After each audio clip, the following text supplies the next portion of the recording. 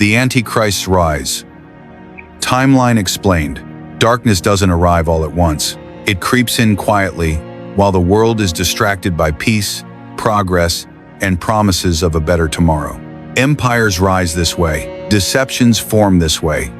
And according to Scripture, the Antichrist does too.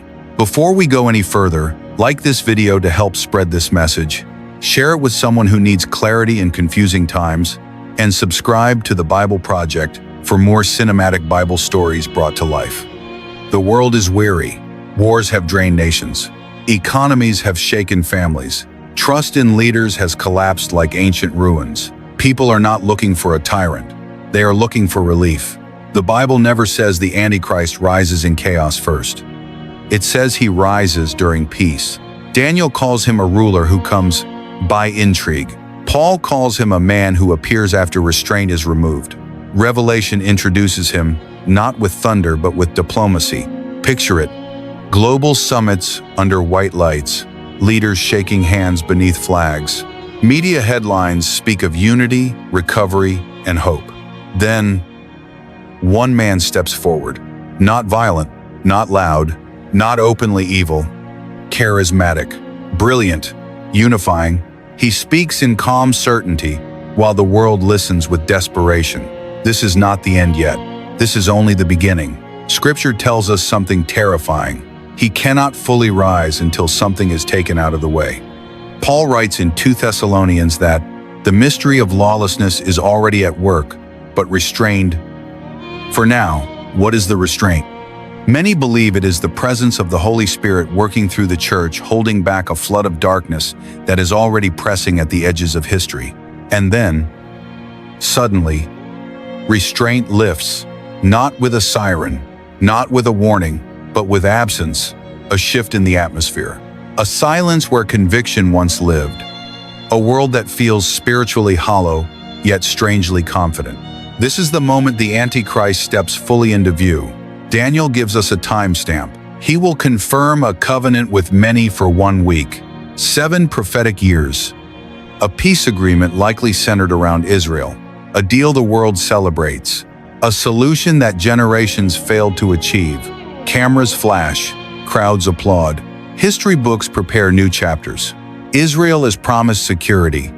The nations promise cooperation. The world exhales. But beneath the ink of that covenant, the clock begins to count down. The first half of the timeline feels hopeful. Revelation shows him riding a white horse.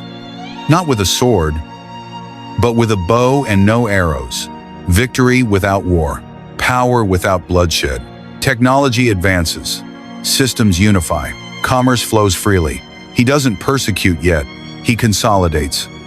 He doesn't demand worship yet. He earns admiration. And many begin to say, "This is the leader we've been waiting for." But prophecy whispers a warning. Light can be counterfeit. Halfway through the 7 years, everything changes. The peace collapses. Daniel says the sacrifice is stopped. Jesus calls it the abomination of desolation. Imagine the temple, holy ground, sacred space, and then desecration. The Antichrist enters what belongs to God and claims it for himself. Paul says he exalts himself above all that is called God. Revelation says an image is set up. Worship is demanded.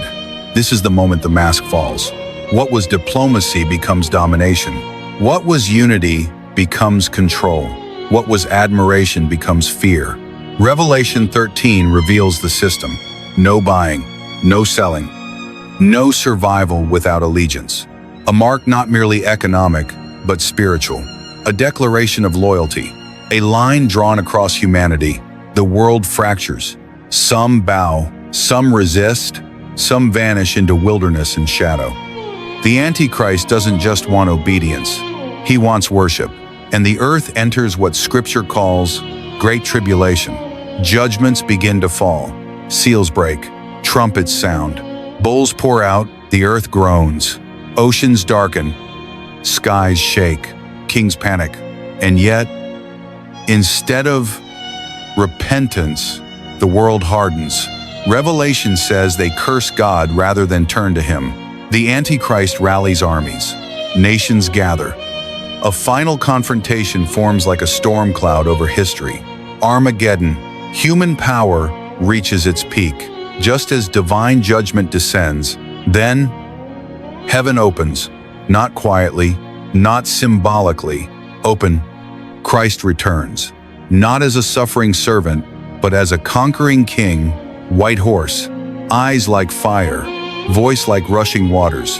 The Antichrist does not fight long. There is no drawn-out battle, no cinematic struggle. Revelation says he is seized, thrown alive into the lake of fire. Evil ends not with debate, but with authority. This timeline is not meant to entertain. It is meant to awaken. Scripture never tells us the exact day, but it tells us the direction. Deception will feel safe. Truth will feel costly. Faith will require courage. The Antichrist rises in a world that prefers comfort over conviction. But Christ is revealed in those who remain faithful when the cost is high. This is not about fear. It is about readiness. The question is not when these things happen, but who you become before they do. The Bible ends this story not in darkness, but in victory. The Antichrist's reign is temporary. Christ's kingdom is eternal, and every shadow and prophecy exists only to highlight one truth. Light wins. If this story stirred something in you, if it made you think, reflect, or look deeper into Scripture, subscribe to the Bible Project for more cinematic Bible stories that reveal the truth behind the text. Because prophecy isn't just about the future, it's about how we live now.